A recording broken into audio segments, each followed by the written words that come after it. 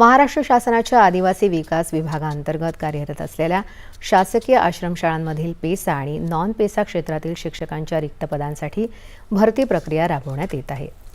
पवित्र पोर्टलद्वारे वर्ग 3 संवर्गातील प्राथमिक, माध्यमिक आणि उच्च माध्यमिक शिक्षण सेवक अशी एकूण 2421 रिक्त पदं भरण्यात येणार आहेत। या भरती प्रक्रियेमुळे राज्यातील हजारो पात्रताधारक उमेदवारांना सुवर्ण संधी उपलब्ध झाली आहे।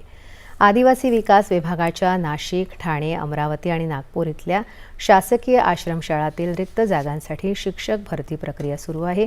ही भरती प्रक्रिया पवित्र पोर्टलद्वारे अत्यंत पारदर्शकपणे गुणवत्तेच्या आधारावर आणि नियमानुसारच होत आहे। त्यामुळे उमेदवारांनी अफवांवर विश्वास ठेवू नये असं आवाहन आदिवासी विकास विभागाच्या आयुक्त लीना बनसोड यांनी केलं आहे। पुण्यात आयोजित डिजिटल ब्रिक्स मंचामध्ये डिजिटल सुरक्षा, विश्वास आणि तंत्र